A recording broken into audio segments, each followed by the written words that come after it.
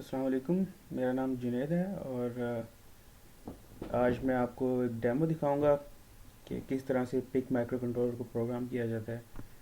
आप लोगों में से कुछ लोग मुझे ऑलरेडी जानते हैं जिन्होंने एक वर्कशॉप, तो नहीं कहना चाहिए, एक लेक्चर अटेंड किया था कुछ देर पहले, जिस जो का बेसिक जो टॉपिक था वो रास्पबेरी पाई का इंट्रोडक्शन था। मैंने देखा है अभी तक वहाँ जीसी में लैब्स में पिक या फिर आर्म बेस्ड कंट्रोलर्स पे काम नहीं हो रहा। तो मैंने सोचा चलो एक क्रैश ट्यूटोरियल टाइप कुछ बना दिया जाए ताकि कुछ हेल्प हो जाए एक स्टार्ट करने में। तो सबसे पहले तो मैं आपको इंट्रोडक्शन दूंगा एक टूल का जो जिसका नाम है माइक्रोसी प्रो फॉर पिक। और वो टूल ये है। बेसिकली ये जो मैंने इंस्टॉल किया हुआ ये एक फ्रीवेयर वर्जन है, और जिसका मतलब ये है कि इसमें कोड लिमिट है। ये ऐसा नहीं है कि आप इसमें फ्रीली जो है ना unlimited amount of code length लिख सकते हैं। वैसे भी जितनी इसमें लिमिट अवेलेबल आई थिंक वो मोस्ट ऑफ द प्रोजेक्ट के लिए मोर देन अनफ है, क्योंकि मैं भी इसमें काफ़ी प्रोग्रामिंग कर चुका हूँ पहले। और दूसरी बात जो बहुत अच्छी है इसके बारे में कि ये है कि इसमें आपको ऑलरेडी बनी बनाई लाइब्रेरीज मिल जाती हैं। इसका मतलब ये है कि आपको खुद से बहुत ज़्यादा फंक्शंस नहीं बनाने पड़ते, इवन माइक्रो कंट्रोलर की इंटरनल कन्फिग्रेशंस भी नहीं करनी पड़ती। और वो किस तरह से वो मैं आपको दिखाता हूँ, और किस तरीके से आप इसके एग्जाम्पल कोड्स ले सकते हैं वो भी मैं आपको दिखाता हूँ। तो मैंने एक छोटा सा प्रोग्राम बनाया जिसका मकसद ये था कि आपको बेसिक एलईडी ब्लिंकिंग, उसके अलावा पीडब्ल्यूएम मॉड्यूल, टाइमर और एडीसी का जो है ना चलाना पता चले कि कैसे चलाते हैं। उसके अलावा इसमें एलसीडी का मॉड्यूल भी है और सीरियल कम्युनिकेशन। सीरियल में मैं जिस सिर्फ राइट कर रहा हूँ, रीड नहीं कर रहा, क्योंकि बाकी फंक्शन आप इजीली एक्सप्लोर कर सकते हैं। तो सबसे पहले तो इसके ये जो स्टेटमेंट्स आप देख रहे हैं स्टार्ट में, इससे पहले कि आप कोई भी चीज़, कोई भी कंट्रोलर प्रोग्राम करें, सबसे ज़्यादा इंपॉर्टेंट होता है कि आप उसकी डेटा शीट को रीड करें। डेटा शीट से आपको क्या पता चलता है कि उसके अंदर पोर्ट्स कितनी हैं, फंक्शंस कौन से अवेलेबल हैं, और उसमें जो भी रजिस्टर्स होती हैं उनको कैसे आपने यूज़ करना है अपने इस्तेमाल के लिए। तो हम जो कंट्रोलर यूज़ कर रहे हैं वो 16F877 है। बहुत अच्छा कंट्रोलर है क्योंकि ये इसमें बहुत सारी पेरिफेरल्स हैं और आपकी ज़्यादातर नीड्स को पूरा करेगा ये। इसका जो बेसिक पिन लेआउट है 40 पिन है। कंट्रोलर है ये आपके सामने है। इसका 77 और 874 मोर लेस सेम वर्जन है। इस डेमो के अंदर मैं 20 मेगाहर्ट्ज़ का क्रिस्टल जो है ना वो एज्यूम कर रहा हूँ, लेकिन आप 4 मेगाहर्ट्ज़ का भी यूज़ कर सकते हैं। तो इसमें आप देखें आपके पास टोटल पोर्ट ए है, बी है, सी और डी है। और कुछ के अंदर ई भी अवेलेबल होती है, जैसे पिक 18 सीरीज़ है उसके अंदर ई भी अवेलेबल होती है। इनफैक्ट इसमें भी ई है। और वो कुछ स्पेशल फंक्शन होते हैं, जैसे रीड राइटिंग होगी एसडी कार्ड के लिए, या उसको एज एनालॉग यूज़ कर सकते हैं आप। और जैसे ये वाली एक पिन है RE2, इसमें चिप सेलेक्ट की पिन है। ये चिप सेलेक्ट जो है ना ये बहुत सारी डिवाइसेस में, जैसे SPI बेस्ड डिवाइसेस हैं, या फिर और भी बहुत सारी I2C बेस्ड, या I2C में तो नहीं खैर होता, या SD कार्ड्स वगैरह, उनमें चिप सेलेक्ट के सिग्नल्स होते हैं, तो आप इनको डेडिकेट कर सकते हैं उसके लिए।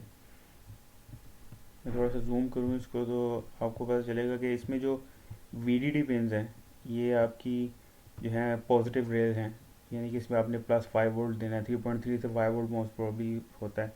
इसकी रेंज आप डेटा शीट से देख सकते हैं। VSS जो है ये ग्राउंड हैं, और ये VPP ये प्रोग्रामिंग पिन है। एक तरह के आप इसको रीसेट पिन भी कह सकते हैं। अगर आप इस पर सिग्नल नहीं देंगे तो आपका कंट्रोलर बिल्कुल काम नहीं करेगा। और ये जो पिन्स हैं PGD, PGC, PGM, ये प्रोग्रामिंग पिन्स हैं।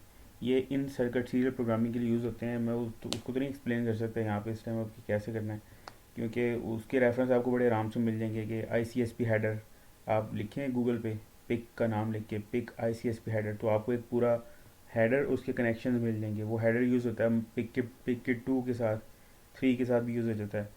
तो वो आप इवन क्लोन्स भी बना सकते हैं पिकेट 2 के। मैंने भी बनाया था तो बड़ा इफेक्टिव रहता है और इतना महंगा नहीं बनता। ऑलमोस्ट कोई मेरे ख्याल में कोई 700-800 का एक क्लोन बन जाता है।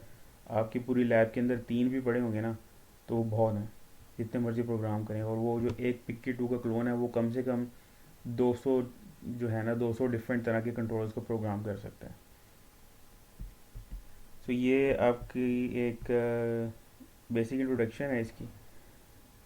उसके बाद देखें आप पेरिफेरल की फ़ीचर्स में टाइमर हैं 0, 1, 2, इस डेमो के अंदर हम टाइमर 1 यूज़ कर रहे हैं। 16 बिट टाइमर है जिसकी वैल्यू 0 से लेके 65536 डेसिमल में बनती है अगर आप उसके वैसे काउंटर यूज़ करें। इसके अलावा सीरियल कम्युनिकेशन के हैं, SPI, I2C, ये डिफरेंट तरह के प्रोटोकॉल्स हैं जो आजकल डिवाइसेस में यूज़ होते हैं, सेंसर्स में यूज़ होते हैं, कम्युनिकेशन के लिए यूज़ होते हैं, कंट्रोलर टू कंट्रोलर कम्युनिकेशन के लिए, अपार्ट फ्रॉम UART जो इसमें सर्टनली अवेलेबल है। और काफ़ी इकोनॉमिकल भी है ये वाला कंट्रोलर, स्पेसिफिकली देखा जाए तो दूसरे पिक के कंट्रोलर्स के नस्बत, क्योंकि ये ऑलमोस्ट 200-250 में मिल जाता था जब हम काम करते थे, जबकि जो 18 सीरीज़ है वो 500 से कम नहीं आता, चाहे वो छोटा लो पिन सीरीज़ क्यों ना हो। तो जो बेसिक सर्किट मैंने बनाया है इस डेमो के लिए वो ये है। PIC18F77 कंट्रोलर है जिसमें मैंने LM35 टेम्परेचर सेंसर लगाया है पिन एनालॉग A0 के साथ।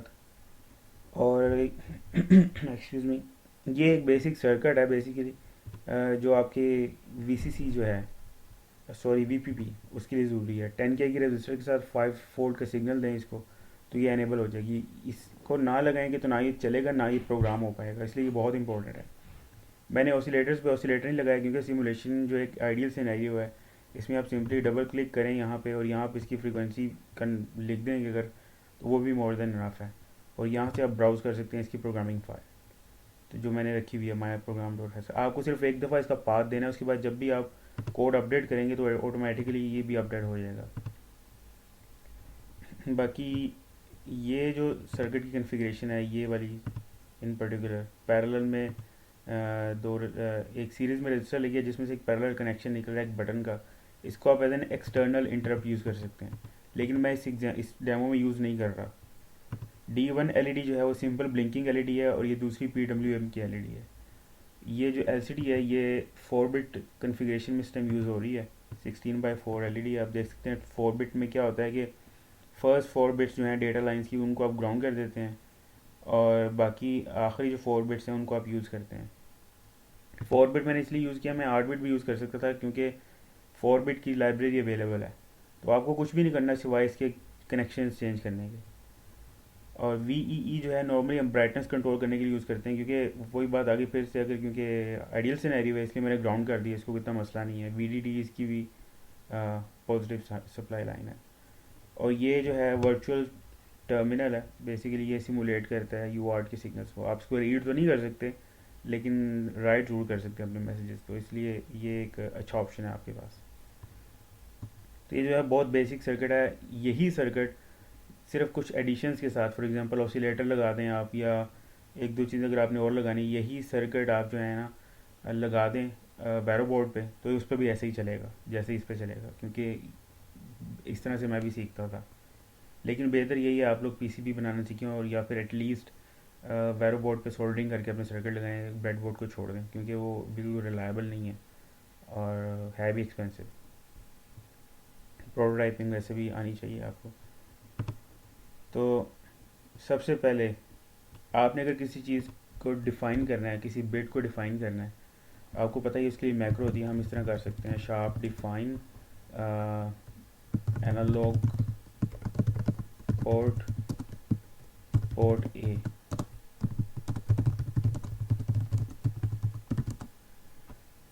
तो ये एक बहुत ही सिंपल सी स्टेटमेंट है जिससे क्या करते हैं कि आप किसी एक चीज़ को किसी दूसरी चीज़ पे मैप कर देते हैं। ये तो हो गया ना इंडिविजुअल पोर्ट 8 बिट की जिसे आप कर सकते हैं, लेकिन इसके अंदर हम इसको यूज़ नहीं कर रहे। अगर आपने एक एक सिंगल बिट को मैप करना हो तो उसके लिए माइक्रोसी प्रो ने आपको एक बड़ा अच्छा कंस्ट्रक्ट दिया, बहुत अच्छे सिंपल सा मेथड दिया कि आप क्या करें। आप लिखें S बिट, अपनी मर्ज़ी का कोई भी नाम लिखें, GC demo add RE। Auto complete करने के लिए आप कंट्रोल स्पेस दबाएंगे तो इस तरह का मेन्यू खुल जाएगा। जैसे मैंने लिखा ना RE लिखा और मैं कहता हूँ RE0 बिट को आप क्या करें GC डेमो पे मैप कर दें। अब जब भी मैंने RE0 बिट को कुछ वैल्यू पास करनी है ना तो मैं सिंपली ये भी लिख के ना कर सकता हूँ। फॉर एग्जांपल मुझे अगर इस बिट को 1 देना है तो GC डेमो लिख के मैं इक्वल टू 1 करूँगा तो वो उसको असाइन हो जाएगा। और ये जो सिग्नल्स आप बाकी देख रहे हैं ये सारे ये इस तरह से ही हुए हैं। और जो ये हैं डायरेक्शन सिग्नल्स, ये बेसिकली हमने असाइन किए हैं बिट्स की कन्फिग्रेशन के लिए। देखें, अगर कोई पोर्ट ए है, बी है, सी है या डी है और आपने उसको इनपुट या आउटपुट के तौर पे यूज़ करना है, तो पहले आपको उसको कन्फिगर करना पड़ेगा। और उनकी कन्फिग्रेशन के लिए आपके पास एक रजिस्टर होता है, हर एक पोर्ट के कोरस्पॉन्डिंग, उसको कहते हैं ट्रिस रजिस्टर। ट्रिस मतलब tri state register. Tri state क्या है? एक हाई है, लो है, और एक फ्लोटिंग स्टेट होती है नॉर्मली पेंस की। ठीक हो गया? इसके अंदर ट्राई स्टेट बफर लगा होता है। तो ये ट्रेस रजिस्टर्स होती है ना, अगर पोर्ट ए है तो उसकी ट्रेस रजिस्टर होगी ट्रेस ए, बी की ट्रेस बी, और इसी तरह से इंडिविजुअल पिन्स माइक्रो सी जो है ना, उनको इस तरह से डिफाइन करता है कि अगर आपने पोर्ट बी की सिर्फ पिन ज़ीरो को एज एन आउटपुट बनाना है तो आप उसको इस तरह से करके भी कर सकते हैं, trace B zero underscore bit is equal to one. मतलब port sorry zero, zero is for output configuration and one for input। अगर आपने इक्वल टू वन किया इसका मतलब ये पिन एज एन इनपुट काम करेगी। अगर आपने इस पिन को as an external interrupt use करना है तो आपको इस बिट को इज इक्वल टू वन करना पड़ेगा। लेकिन इस अभी जो मैंने लिखा है स्टेटमेंट, इसमें इज इक्वल टू ज़ीरो किया, इसका मतलब क्या है कि ये एज एन आउटपुट यूज़ हो रही है। आपने कोई एलईडी ड्राइव करनी हो या कोई एलसीडी ड्राइव करनी है, जैसे अभी हम कर रहे हैं, तो उसमें आपको इसको एज एन आउटपुट कन्फिगर करना पड़ता है। लेकिन क्योंकि हम इंटरनल लाइब्रेरी यूज़ कर रहे हैं माइक्रोसी प्रो की, तो इसलिए हमें वो कन्फिग्रेशन भी खुद से नहीं करनी पड़ रही। हमने सिर्फ और सिर्फ ये सिग्नल्स जो है ना मैप करने हैं, वो भी मैनुअल के डायरेक्शंस के मुताबिक। अगर मैनुअल ना करता तो शायद हमें ये भी ना करना पड़ता। वो कैसे मुझे पता चला वो मैं आपको बताता हूँ। और वो इतनी क्लियर कट एग्जांपल्स दी हुई हैं हेल्प फाइल्स के अंदर कि आप उनको इवन कॉपी पेस्ट भी कर सकते हैं अपने प्रोग्राम्स में। तो ये जो बिट्स हैं हमने इनको मैप कर दिया इन पर्टिकुलर नेम्स के ऊपर, और डायरेक्शन के लिए भी इनको ये जो डायरेक्शन रजिस्टर्स की पिन है इनको हमने इनके ऊपर मैप कर दिया। उसके बाद कुछ कस्टम वेरिएबल्स हैं जो सेल्फ एक्सप्लेनेटरी हैं। ये खैर इससे हम यूज़ नहीं हो रहा इस प्रोग्राम, इसलिए मैं इसको रिमूव कर दूँगा। ये कुछ मैंने मैसेजेस एलसीडी पे डिस्प्ले करवाने के लिए लिखे हैं, और ये एक लूप वेरिएबल है सिंपल। ये अरे जो है ना, ये करेक्टर को फैच करने के लिए जब मैं कोई डेसिमल वैल्यू लेता हूँ तो उसको करेक्टर बाय करेक्टर स्प्लिट करता हूँ और फिर उनको इस अरे में से फैच करके यू आर्ट के ऊपर डिस्प्ले करवा देता हूँ। वो मैं आपको दिखाता हूँ मैं क्यों कर रहा हूँ। उसके बाद एक फंक्शन हमने डिक्लेयर किया इनिशियलाइज मॉड्यूल्स के मॉड्यूल्स इनिट मॉड्यूल्स, जो कि बेसिक इनिशियलाइजेशन करता है एडीसी की, यू आर्ट की, एलसीडी की। और ये एक अरे हमने डिक्लेयर की जो कि एडीसी की डेसिमल वैल्यू के इक्विवेलेंट कैरेक्टर्स को अपने अंदर होल्ड करता है यू आर्ट पे डिस्प्ले करवाने के लिए। आप इस अरे को एलसीडी पे भी डिस्प्ले करवाने के लिए यूज़ कर सकते हैं, क्योंकि देखें यू आर्ट या फिर एलसीडी वो आस्की कैरेक्टर्स एक्सेप्ट करते हैं। वो सिंपल बाइनरी डिजिट्स नहीं पकड़ते, वो कोई इंटीजर नहीं डिस्प्ले करवाएगा। आप भेज तो देंगे, वो कोई गार्बेज डिस्प्ले करवा देगा, लेकिन उसका कोई फ़ायदा नहीं है। और ये जो फंक्शन है ये basically decimal to ASCII conversion कर रहा है नंबर बाय नंबर।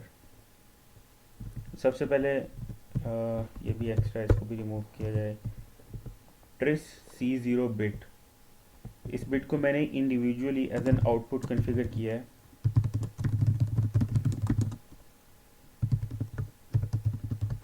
जो उस एलईडी के लिए जो ब्लिंक कर रही है। उसके बाद मैं इस फंक्शन को कॉल करता हूँ इनिट मॉड्यूल्स। अब इस फंक्शन के अंदर जब हम जाते हैं हम देखते हैं कि इसके अंदर क्या है।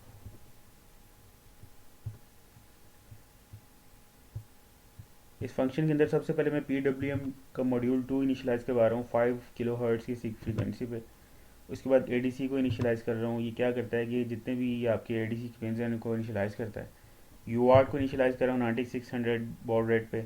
LCD को इनिशियलाइज़ कर रहा हूँ, और टाइमर 1 के कंट्रोल रजिस्टर को मैं टाइमर 1 को एनेबल कर रहा हूँ। 1 का मतलब है कि टाइमर चल जाए। और ये इसकी डिफ़ॉल्ट वैल्यू ज़ीरो दी है कि ये मैं इसकी कोई कैलकुलेशन नहीं कर रहा कि किस तरह से कितने टाइम बाद इंटरप्ट आए। मैं जस्ट रैंडमली आपको दिखा रहा हूँ कि आप लोग इस तरह से कन्फिगर कर सकते हैं। जहाँ तक कैलकुलेशन की बात है तो उसका लिंक मैंने दे दी है, आप उसको ओपन करेंगे तो एक ट्यूटोरियल खुलेगा, उसके अंदर आपको उसने छोटी सी कैलकुलेशन दी हुई है कि ये फ्रीक्वेंसी वेरिएबल हो तो इतनी इतनी वैल्यूज़ को यूज़ करके आप अपनी मर्ज़ी का इंटरवल पे इंटरप्ट जनरेट करवा सकते हैं। ये एक इम्पॉर्टेंट बात है। उसके बाद इंटरप्ट जनरेट करवाने के लिए आपको हमेशा इंटरप्ट एनेबल बिट को ऑन करना पड़ता है, जैसे मैंने टाइमर 1 की यहाँ पे की। उसके बाद ग्लोबल इंटरप्ट को एनेबल करें और पेरिफेरल इंटरप्ट एनेबल बिट, ये दो ज़रूरी हैं। इसके अलावा आप जितने मर्जी इंटरप्ट एनेबल करते हैं वो चलेंगे कोई नहीं। ठीक हो गया।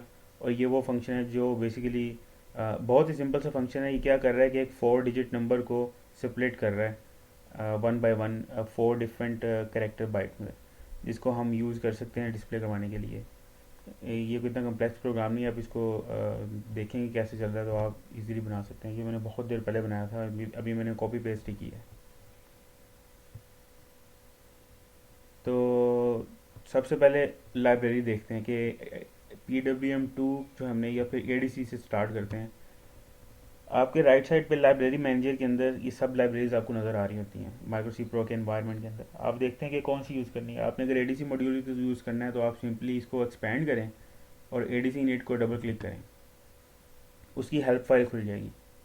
अब इसके अंदर जितने भी फंक्शन है ना लाइब्रेरी की ADC से रिलेटेड, वो सब उसने दिए हुए हैं। ADC इनिट भी है, इनिट एडवांस भी है, ठीक है ना। और उसमें आप एक्स्ट्रा ऑप्शंस दे सकते हैं। ये देखिए ये सारे उसने दिए हुए हैं आपको, इसको आप रीड करें आपको पता चल जाएगा। उसके बाद गेट सैम्पल, रीड, और उसके बाद एंड पे उसने इसका यूजेज एग्जांपल भी दिया हुआ है कि आप इसको कैसे यूज़ कर सकते हैं। आप इवन कॉपी पेस्ट भी कर सकते हैं। लेकिन इम्पोर्टेंट बात जानने वाली ये है कि आपको उसने फंक्शंस तो दे दिए हैं, बेसिक फंक्शंस दे दिए हैं। अगर आपने बहुत ही बेसिक फंक्शनैलिटी करनी है, जैसे आपने आपको इस चीज़ से कोई गर्ज नहीं कि ADC के कौन से चैनल पर्टिकुलरली ऑन हो, आप चाहते हैं कि सारे के सारे चाहे ऑन हो जाएं, आपको कोई मसला नहीं, तो आप सिंपली इसको कॉल कर सकते हैं। लेकिन अगर आप ज़्यादा स्पेसिफिकली अपनी मर्ज़ी से सब कुछ इनिशलाइज करना चाहते हैं, हर सेटिंग को देखना चाहते हैं, तो आपको यहाँ जाना पड़ेगा। यहाँ जाके आपको डेटा शीट पे कंसल्टेशन करनी पड़ेगी कि ADC मॉड्यूल के अंदर कौन कौन सी रजिस्टर्स हैं, मैं उनको कैसे कैसे यूज़ कर सकता हूँ और किस तरह से डेटा मैनिपुलेशन कर सकता हूँ। ये सब कुछ आपको डेटा शीट के अंदर यहाँ एक्सप्लेन किया गया है। पिक माइक्रो कंट्रोलर्स की अच्छी बात यह है कि इनकी डेटा शीट जो है ना बहुत ईजी है फॉलो करने के लिए एज़ कम्पेयर टू आर्म, क्योंकि आर्म में रेफरेंस मैनुअल अलग होता है जिसके अंदर ये सारी रजिस्टर्स होती हैं और डेटा शीट अलग होती है। सो इसलिए यहाँ से देखा जाए तो पिक बहुत ईजी है प्रोग्राम करने के लिए। आई मीन टाइम सेविंग है इसका मैनुअल। तो मैंने क्या किया, मैंने सिंपल एग्जांपल उठाई यहाँ से। मैंने ADC इनिट का फंक्शन कॉल किया जो बेसिकली क्या करता है कि ADC को इनिशियलाइज करता है इस प्रोग्राम के अंदर। यहाँ पे कता नज़र इसके कि कौन कौन से मॉड्यूल मुझे चाहिए, क्योंकि मेरे सर्किट में इस टाइम एक ही ADC का यूज़ हो रहा है, बाकी सारे मैंने ऐसे छोड़े हुए हैं, इससे मुझे कोई फ़र्क नहीं पड़ता। और आप लोग भी कर सकते हैं यूज़। वैसे जो AN सेलेक्ट पिन है, AN सेलेक्ट का जो ये है इंस्ट्रक्शन, ये सर्टन पिन्स को एज एन एनालॉग कन्फिगर कर सकती है और बाकियों को वो आप डिजिटल के तौर पर कर सकते हैं। और ये रजिस्टर आप देख सकते हैं, अगर तो अवेलेबल है तो ये यकीनन डेटा शीट में भी आपको इसका रेफरेंस मिल जाएगा। अगर नहीं तो इसके इक्विवेलेंट कोई और होगी रजिस्टर जिसको आप कन्फिगर कर सकेंगे।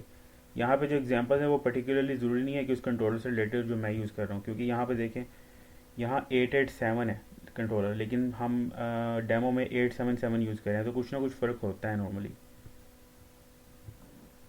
तो इस प्रोग्राम में हम क्या करते हैं कि ADC इनिट को कॉल करते हैं, वो सिंपली क्या करता है कि सारे एनालॉग पिन्स को कन्फिगर करता है। सिमिलरली आपने उसके बाद जब PWM को इनिट करना है तो उसके PWM को एक्सपेंड करें और कंट्रोलर से रिलेटेड देखें कि कितने मॉड्यूल्स अवेलेबल है। एक अवेलेबल है, दो हैं, और कौन सा आपने यूज़ करना है। मैं 2 यूज़ कर रहा हूँ क्योंकि मेरे सर्किट के अंदर ये जो CCP2 आप देख रहे हैं पिन, ये पिन जो है ना PWM2 यहाँ से इनिशलाइज होगा। बेसिकली अगर PWM तभी मॉड्यूल चलेगा जब आपके कंट्रोलर के अंदर कंपेयर कैप्चर एंड PWM यानी CCP मॉड्यूल होगा। कुछ माइक्रो कंट्रोलर्स के अंदर एक्सटेंडेड भी होते हैं तो वो ECCP पे चलते हैं। ये आप डेटा शीट और रेफरेंस मैनुअल से देख सकते हैं बड़े आराम से। उसके बाद सिमिलरली हेल्प फाइल देखें PWM की, उसमें भी बिल्कुल ऐसे ही दिया हुआ है उसने कि कौन कौन से फंक्शंस अवेलेबल हैं, कैसे कैसे उनको यूज़ करना। और एंड पे एक एग्जांपल बड़ी एक्सप्लेनेटरी और बड़ी अच्छी एग्जांपल दी हुई है जिसको आप कॉपी पेस्ट करके उसको मॉडिफाई भी कर सकते हैं। यानी आपको स्क्रैच से कुछ लिखने की ज़रूरत नहीं है। कुछ होंगे एग्जांपल्स, कुछ फंक्शंस जिनकी शायद आपको एग्जांपल्स ना दिए हों। इसी तरीके से यू आर्ट वन को मैंने इनिशियलाइज़ किया है। नीचे जाएँ, यू आर्ट को एक्सपेंड करें, यू आर्ट वन इनिशियलाइज़ कर दिया और आर्ग्यूमेंट क्या दिया कि मुझे 9600 बॉड रेट पे इनिशियलाइज इसको करवा दो। सिमिलरली एलसीडी के मॉड्यूल पे जाएं, एक्सपेंड करें, एलसीडी इनिट का खोलें और ये जो देख रहे हैं ना आप, ये देखें, ये मैंने यहाँ की एग्जांपल से कॉपी पेस्ट किया है। आप अपनी मर्ज़ी से अगर बिट्स या पिन्स को चेंज करते हैं उसको मैप करने के लिए किसी और पोर्ट के ऊपर, तो आपने सिंपली इनको चेंज करना है। यहाँ पे ये आर भी जो है लिखा हुआ है और ट्रिस भी लिखा हुआ है, क्योंकि मैंने भी यही चेंज किया है क्योंकि मेरी पोर्ट्स डिफरेंट है। मैं पोर्ट डी और पोर्ट सी को यूज़ कर रहा हूँ। और उसके बाद उसने सारी यहाँ पे ना आपको फंक्शंस बता दिए बारी बारी, कौन सा फंक्शन क्या करता है, कैसे यूज़ कर सकते हैं। और एंड में ना एक बड़ी अच्छी एग्जांपल दे दी है। आपने सिंपली इसको फॉलो करना है, आप इसको कॉपी पेस्ट भी कर सकते हैं। सेल्फ एक्सप्लेनेटरी है सब कुछ। जैसे फॉर एग्जांपल ये फंक्शन है L C D underscore C M D. इसका मतलब क्या है कि आप एल सी डी को कोई कमांड भेज रहे हैं कि अब एल सी डी क्लियर हो जाए, कि उसके बाद आप कहते हैं एल सी डी आउट, मतलब एल सी डी के ऊपर कुछ डेटा चला जाए, रो नंबर 1 कॉलम नंबर 6 से स्टार्ट हो और ये टेक्स्ट चली जाए। ठीक है, अगर आप स्क्रैच से खुद लिखने बैठेंगे तो वो भी कर सकते हैं। हालांकि एलसीडी का कोड लिखना कोई इतना मुश्किल नहीं होता, लेकिन ये सब कुछ किया कराया मिल रहा है आपको, आपको कुछ भी करने की ज़रूरत नहीं है। आपका मकसद सिर्फ अपनी लॉजिक को इम्प्लीमेंट करना है, बाकी चीज़ें सब लाइब्रेरीज पे छोड़ दें। लेकिन टाइमर की इन पर्टिकुलर मुझे कोई लाइब्रेरी नहीं मिली, तो वो मैंने डेटा शीट देख के उसको इम्प्लीमेंट किया है। इनफैक्ट उसकी भी मैंने एग्जांपल इंटरनेट से ही उठाई है, लेकिन फिर भी मैं आपको डेटा शीट से ना बता देता हूँ। तो आपके इस कंट्रोलर में आपको पता है आपके पास कुछ 3 टाइमर अवेलेबल हैं, 0 1 2। हम टाइमर 1 यूज़ कर रहे हैं। टाइमर 1 एज ए काउंटर भी यूज़ हो सकता है और एज ए टाइमर भी यूज़ हो सकता है। काउंटर मतलब उसमें ये होता है कि अगर आप इसको एज ए काउंटर यूज़ कर रहे हैं तो आपको को बहुत लंबी चौड़ी कैलकुलेशंस करने की ज़रूरत नहीं है। आपको एक पर्टिकुलर टाइम इवेंट पे क्या करें कि अपने वेरिएबल्स को अपग्रेड करते रहेंगे, कि जब भी कोई इंटरप्ट आए तो आप काउंटर की वैल्यू बढ़ा दें और जब किसी एक पर्टिकुलर वैल्यू पे पहुंचे तो आप उस इंटरप्ट को डिसेबल भी कर सकते हैं। लेकिन जब आप एज ए टाइमर यूज़ करते हैं तो आपको पता होता है, आप कैलकुलेशन उस हिसाब से करते हैं कि इतने टाइम के बाद मुझे इंटरप्ट मिले और फिर मैं उस इंटरप्ट जब वो अकर हो मैं एक सर्टन काम कर लूँ, जैसे हमने इस कोड के अंदर किया हुआ है। अब मैंने इसमें कैलकुलेशन तो नहीं की टाइम की, लेकिन एक सर्टन टाइम इंटरवल के बाद क्या होता है कि एडीसी का सैम्पल मैं पकड़ता हूँ, उसको कन्वर्ट करता हूँ और उसको डिस्प्ले करवा देता हूँ। इसके अंदर आपके पास बेसिक रजिस्टर सबसे पहले टाइमर 1 कंट्रोल की, जिससे आपके पास ऑप्शन आते हैं। जैसे अनइम्प्लीमेंटेड है बिट 6 एंड 7, 5 एंड 4 जो है उससे आप प्री स्केलर की वैल्यू असाइन कर सकते हैं। उसके बाद बिट 3 जो है ऑसिलेटर इनेबल करता है या डिसेबल करता है। उसके बाद इसमें देखें टाइमर्स के अंदर दो तरह की ऑप्शन होती हैं, या तो आप इंटरनल क्लॉक यूज़ करें या एक्सटर्नल क्लॉक यूज़ करें। मैं जो हूँ इंटरनल क्लॉक यूज़ कर रहा हूँ, इसलिए मुझे कोई बहुत ज़्यादा ऑसिलेटर्स को इनेबल डिसेबल करने वाला कोई इतना मसला नहीं है। क्योंकि अगर एक्सटर्नल यूज़ कर रहा होता तो मैं ऑसिलेटर इनेबल या डिसेबल की बिट भी यूज़ करता। अब इसके अंदर मैं सिर्फ एक काम कर रहा हूँ, मैं सिर्फ बिट 0 को इनेबल कर रहा हूँ और कुछ भी नहीं कर रहा। और ये आपको इस एग्जांपल से यहाँ पे नज़र आ रहा है। उसके बाद मैंने डिफ़ॉल्ट वैल्यू दे दी टाइमर 1 लो और टाइमर 1 हाई। ये दो रजिस्टर्स हैं 8 बिट की। आपको पता है हमारा ये कंट्रोलर 8 बिट का है।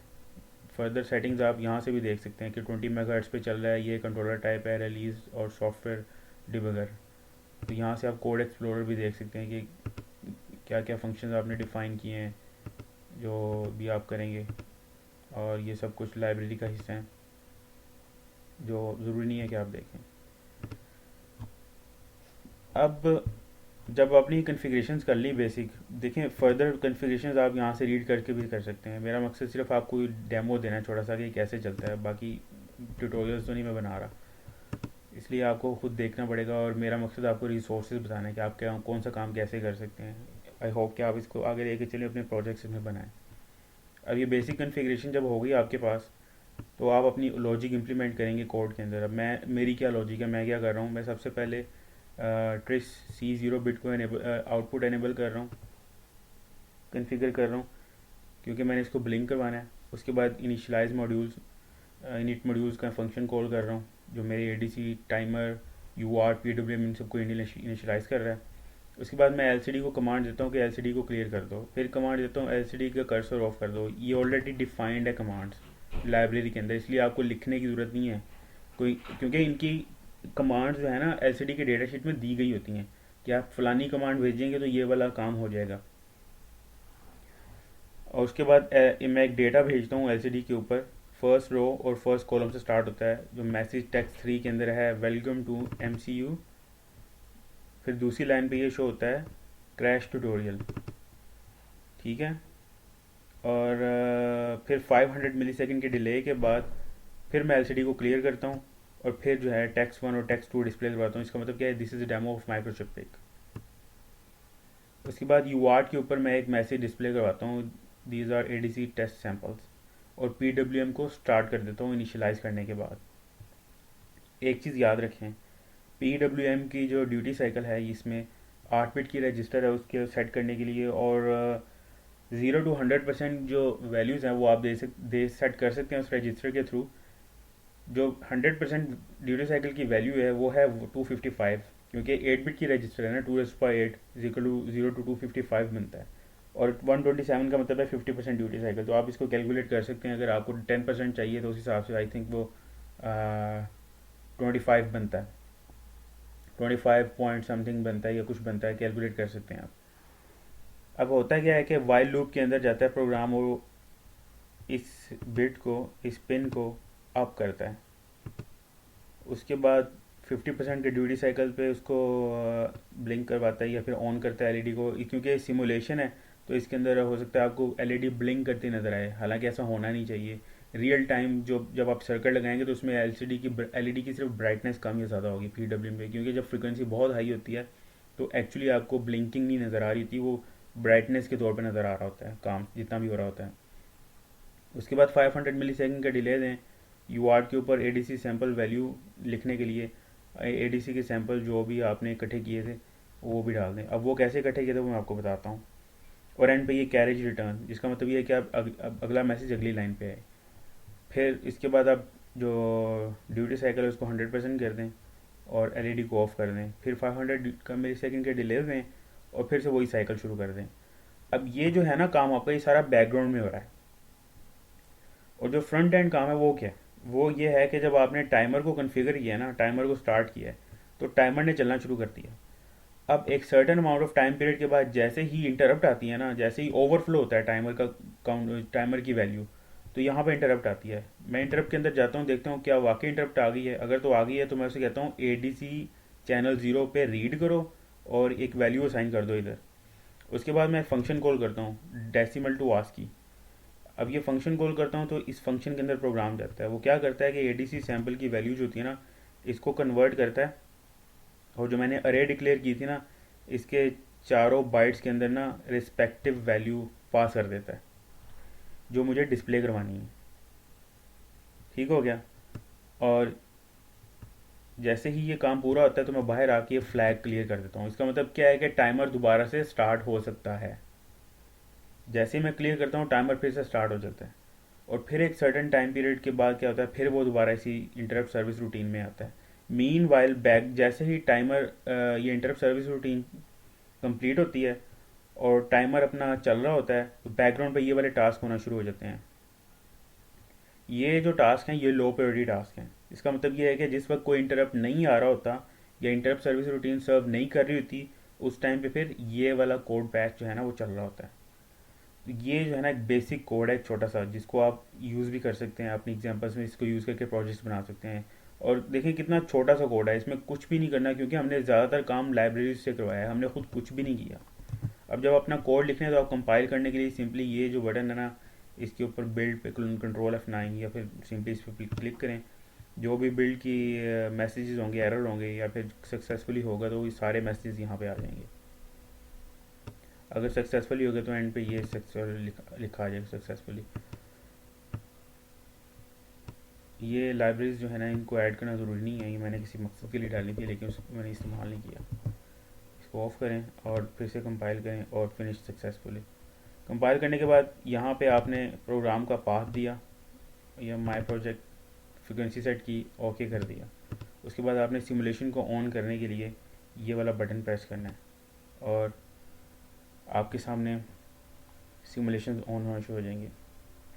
अब आप गौर करें, एडीसी सैंपल की वैल्यू कंसिस्टेंटली हर कुछ वक्त के बाद इसके ऊपर आ रही है।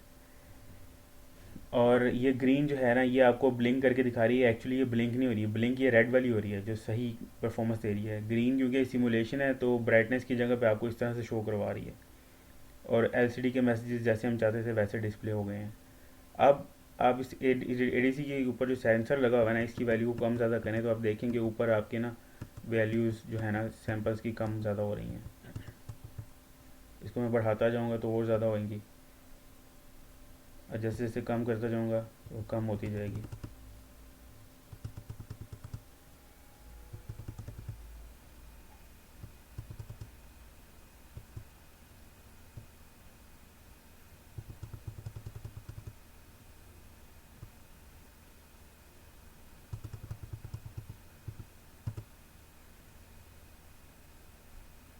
अब ज़ीरो होगी तो ज़ीरो होगी, ठीक हो गया। ये एक बेसिक सिमुलेशन है, बेसिक कोड आपके सामने चल रहा है। ये आपके पास वर्चुअल टर्मिनल की सिमुलेशन है, ये एलसीडी चल रही है, पीडब्ल्यूएम चल रहा है, टाइमर भी इसके अंदर चल रहा है, एडीसी भी चल रहा है, और ब्लिंक भी कर रही है एलईडी। बस ये एक्सटर्नल इंटरप्ट मैंने नहीं चलाया। ये आप एग्जांपल देखें या डेटा शीट से रीड करें, उसको कन्फिगर करके यूज़ कर सकते हैं, या इसकी एग्जांपल भी इवन आप इंटरनेट पे देख सकते हैं। तो यहाँ पे मैं इसको स्टॉप करता हूँ। आपको अगर कोई सवाल है किसी किस्म का कोई चीज़ पूछनी है आपने, अगर ये कोड और ये सर्किट प्लस डेटा शीट और इसका लिंक जो है वो ट्यूटोरियल जो इंटरनेट पे अवेलेबल है फॉलो करने के लिए, मैं उसका आपको भेज दी हूँ, इसके ऊपर अटैच कर दूँगा अभी। तो वो भी आप देख सकते हैं। अगर आपको कोई सवाल हो तो आप इसके अंदर कमेंट्स में लिखें, मैं आपको जहाँ तक हो सका गाइड कर दूँगा इस बारे में। फर्दर अगर किसी बंदे को लिनक्स का पूछना है या रास्पबेरी पाई का, तो वो भी पूछ सकता है, और जो भी आपके जहन में सवाल आते हैं आप कर सकते हैं। और ये जो एलईडी रेड की पिन हमने मैप की थी RC0 पे, बाकी सेल्फ एक्सप्लेनेटरी है, ये भी है सेल्फ एक्सप्लेनेटरी है। तो उसके बाद हमने, हालांकि मैंने इसको मैप किया था यहाँ पे, लेकिन मैं उसको इसको यूज़ करना भूल गया नेम को। तो अगर मैं इसको यहाँ से कॉपी करके यहाँ पे पेस्ट करता हूँ तो मुझे एक्चुअली RC0 बिट को नहीं लिखना पड़ेगा, मैं सिंपली ये भी कर सकता हूँ। ये बिल्कुल वैसे ही चलेगी जैसे RC0 बिट चल रही है। दोबारा करके देख लेते हैं, चल गई। तो इस तरह से आपके सामने एग्जांपल है क्लियर, आप किस तरह से मैप कर सकते हैं इन चीज़ों को, कैसे यूज़ कर सकते हैं अपने एग्जांपल्स में, प्रोजेक्ट्स में। और ये बहुत कॉमन है, इनके सर्किट्स बहुत कॉमन अवेलेबल हैं, तो आप इसको इजीली यूज़ करें, कोई मसला नहीं है। आई होप कुछ ना कुछ समझ लग गई होगी आपको। नहीं कुछ समझ लगी तो आप मुझसे पूछ सकते हैं इस बारे में, तो हम फर्दर इसके ऊपर डिस्कस कर सकते हैं। तो होपफुली अगर मैं नेक्स्ट टाइम आया तो कोई अच्छा लेक्चर अरेंज करेंगे आर्म को कोड करने के बारे में। तो उससे रिलेटेड फर्दर कोई भी डॉक्यूमेंटेशन होगी तो मैं उसको भी शेयर कर दूँगा, क्योंकि मेरे पास कुछ एग्जांपल कोड्स आर्म के भी पड़े हुए हैं। आर्म एक बहुत पावरफुल प्रोसेसर है, at the same time PIC भी उतना ही पावरफुल इंडस्ट्री स्टैंडर्ड है। फ़र्क सिर्फ ये है कि आर्म के जनरली जो वैल्यूएशन किट्स होती हैं वो बहुत सस्ती होती हैं, पिक एक एक्सपेंसिव प्रोडक्ट है। तो इसके ऊपर आप एक्सप्लोर करें, देखें आपको क्या सही लगता है क्या नहीं लगता, अपने प्रोजेक्ट्स में यूज़ करें। आई थिंक अब टाइम आ गया कि 8051 के ईरा से निकल आए सब, क्योंकि अब वो टाइम नहीं रहा। और कोशिश करें ज़्यादा से ज़्यादा डिजिटल पे काम करें, एनालॉग पे भी ज़रूरी है काम करना, क्योंकि वो नहीं करेंगे तो आपको ये नहीं पता चलेगा कि डिजिटल के अंदर डिबगिंग कैसे करनी है, कुछ मसले हैं तो कैसे करने हैं। सर्किट्स बहुत ज़रूरी हैं, मैनुअल्स को रीड करना, डेटा शीट को रीड करना सीखें। होपफुली फिर मुलाकात होगी। अल्लाह हाफिज़।